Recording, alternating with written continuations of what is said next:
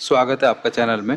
And आज का जो टॉपिक होने वाला है वो international classification of disease ICD के बारे में होने वाला है, जो सबसे ज़्यादा एएनएम जीएनएम फार्मा और बीएससी एमएससी और एम फार्म इस तरीके के जो कोर्स होते हैं उसमें बहुत इंपॉर्टेंट होता है और पेपर में बहुत बार आता भी है। सो इसका मतलब होता है the international classification of disease. ICD का मतलब होता है the international classification of disease. क्या किसने बनाया था? डब्ल्यू ने बनाया था। ठीक है, डब्ल्यू ऑर्गेनाइजेशन ने बनाया था। क्या करता है? ऑर्गेनाइज करता है और कोडिंग करता है डिसीज के बारे में, इंजरी के बारे में और हेल्थ कंडीशन के बारे में कि कोडिंग करता है, मतलब उस तरीके के कोड बनाता है जिससे कि उसको ईजिली हम एक्सेस कर पाएँ। ठीक है, और standardize how health issue are documented and track. ठीक है, तो डॉक्यूमेंट कर देता है और ट्रैक करने में इजीली हो जाता है, जो ईजियरी हम इजीली होता है कि हम दूसरी चीज़ों से उसको कंपेयर कर सकें। ठीक है, अब ICD essential for health care professional supporting accurate diagnosis, की डायग्नोस जो हो सके, एक्यूरेट हो सके, उसका ट्रीटमेंट, उसका मॉनिटरिंग, इस तरीके से हम चीज़ों को आगे लेके जा सकते हैं। सबसे पहले क्या होता है, इसको जो यूज किया जाता है पब्लिक हेल्थ में, नर्सिंग में और मेडिकेशन सेफ्टी के लिए यूज किया जाता है, फार्मेसी पर्पज से और फार्मिको विजिलेंस में। ठीक है, तो उस केस में हम आईसीडी का यूज करते हैं, जहाँ पे क्या होता है, बहुत सारे कोड होते हैं तो वो डिसीज के बारे में बताते हैं, इंजरी के बारे में बताते हैं, पहले कभी कोई हेल्थ कंडीशन रही हो तो उसके बारे में बताते हैं। सबसे पहले जो आया था वो आईसीडी 9 आया था, फिर आईसीडी 10 और अभी आईसीडी 11 चल रहा है। ये अपडेट होते रहते हैं धीरे धीरे, जिससे क्या है कि पेशेंट की केयर इफेक्टिवली हम कर सकें। तो ये है इम्प्रूव हो सके पेशेंट की इफेक्टिव केयर ग्लोबली, मतलब सारी जगहों पे। ठीक है, इसमें हम बहुत इजीली हम ट्रैक कर सकते हैं, वो सब चीज़ें यहाँ पे इसमें दी हुई है। हिस्ट्री ऑफ आईसीडी की अगर आप बारे में बात करोगे हिस्ट्री में, तो हिस्ट्री जो है international classification of disease ICD, ठीक है, बिगेन इन 1800 यानी कि 1800 में ये स्टार्ट हो गया था। और इसको बाद में क्या हुआ था कि इसके जैसे ही डाटा इसका बढ़ने लगा, रिकॉर्ड, डेथ रिकॉर्ड, इसको डेथ की रिकॉर्ड और मोर्टेलिटी करके समथिंग, वो हम इसमें डाटा में ऐड करते गए।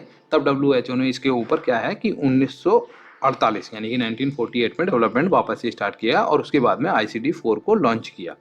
अब आईसीडी 6 जो था उसका फर्स्ट वर्जन लॉन्च हो गया था, तो उसमें क्या क्या दो चीज़ें थी कि उसके बारे में, उसमें डिसीज के बारे में और इंजरी के बारे में थी, बट उसमें डेथ के बारे में नहीं थी। अब डेथ के बारे में नहीं थी तो एक और बनाना पड़ेगा इन लोगों को, तो उस तरीके से 9 आया, 9 आने के बाद में 10 आया और फिर उसके बाद में 11 आया। तो स्पेसिफिकली ऐसे ऐसे एडवांस होते गए, उसमें वर्जन बढ़ते गए, उसमें डाटा भी बढ़ता गया। अब आईसीडी 11 चल रहा है जो बहुत लेटेस्ट वर्जन है और उसको ईजी है एक्सेस करना, तो इस तरीके से वो चीज़ हुई थी। वर्जन ऑफ आईसीडी के बारे में बात करोगे तो 1948 में सबसे पहले जो आया था आईसीडी 6 आया था, फिर 9 वाला आया तो 1975 में आया, और जो 10 वाला 1994 में आया, और आईसीडी 11 आया 2019 में। ठीक है, तो ये इस तरीके से उसके वर्जन भी आए थे। वर्जन में क्या है कि बेटर कम्युनिकेशन हो सके, बहुत सारी और भी अपडेटेड उसमें इंफॉर्मेशन डाल सके उस डाटा सेट में, जिससे हम इजीली उसको क्या कर पाएँ, एक्सेस कर पाएँ। यूजेस यूजेस में क्या करते हैं हम, डायग्नोसिस के लिए कोडिंग का यूज़ कर सकते हैं। कोई बीमारी आ गई, उसको डायग्नोस करना है तो हम कोडिंग का यूज़ कर लेते हैं, जो पहले उसमें डाटा होगा। डाटा कलेक्शन कर सकते हैं हम, ठीक है, वो हमें समझ में आता है। बिलिंग करना और इंश्योरेंस करना, ये भी हमारा यूजेस ऑफ आईसीडी में आता है। रिसर्च करने के लिए भी हम आईसीडी का यूज करते हैं। पब्लिक हेल्थ मॉनिटरिंग में भी आईसीडी का यूज करते हैं, कि जैसे हम डाटा को मॉनिटर करके बता सकते हैं कि किस किस वाली सिटी में कितनी डिसीज आई है या किस तरीके की आई है, या अब वहाँ पे क्या होगा क्या नहीं होगा, वो सब चीज़ हम इसमें पब्लिक हेल्थ मॉनिटरिंग में आराम से कर लेते हैं। और उसके बाद में हम प्लान भी बना सकते हैं उनको बचाने के लिए, वो चीज़। एडवांटेज ऑफ आईसीडी की अगर हम बारे में बात करें तो स्टैंडर्डाइजेशन को हम फॉलो कर सकते हैं। जैसे आईसीडी प्रोवाइड है standardize way of recording and reporting disease, तो इसमें हम क्या कर सकते हैं, रिकॉर्डिंग कर सकते हैं, रिपोर्टिंग कर सकते हैं बीमारी के बारे में। उसका भी एक स्टैंडर्ड होता है, उसको हम फॉलो करते हैं, जिससे कि क्या हो कि कन्फ्यूजन पैदा ना हो और एरर थोड़ा भी मतलब ना बने। ग्लोबल कम्युनिकेशन कर सकते हैं, कंट्री टू कंट्री हम कम्युनिकेशन कर सकते हैं, तो इस वाले पॉइंट में ये आएगा। पेशेंट केयर को इम्प्रूव कर सकते हैं, अगर हमें पता चल जाए कि उसको इस तरीके की बीमारी है तो हम आराम से उसको अच्छा वाला ट्रीटमेंट दे सकते हैं। इन्हांस रिसर्च एंड एनालिसिस भी कर सकते हैं, अगर बहुत ज़्यादा ईजी हो गया इस सॉफ्टवेयर को यूज करना और बीमारी के बारे में पता लगाना और किसका उसका ट्रीटमेंट क्या है, इंजरी ईटीसी, तो उस केस में भी हम उसके रिसर्च जो कर सकते हैं बहुत ईजी कर सकते हैं। और फैसिलिटेशन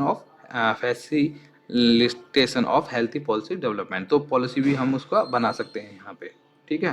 पॉलिसी भी हम उसके बना सकते हैं और क्वालिटी एश्योरेंस भी कर सकते हैं। क्वालिटी एश्योरेंस मतलब किसी को ट्रीटमेंट दिया उसके बारे में उसके बाद में पता लगाना कि हाँ भाई ट्रीटमेंट ठीक था कि नहीं ठीक था, आईसीडी का डेटा को यूज करके। तो हम इस तरीके से हम इसका क्वालिटी का एश्योरेंस भी कर सकते हैं कि हाँ ठीक था कि नहीं ठीक था। ये होते हैं एडवांटेज ऑफ आईसीडी। आज की वीडियो में इतना ही, और अगर आपका कोई भी क्वेश्चन डाउट रहता है कमेंट करके बता सकते हो, सब्सक्राइब कर लेना चैनल को।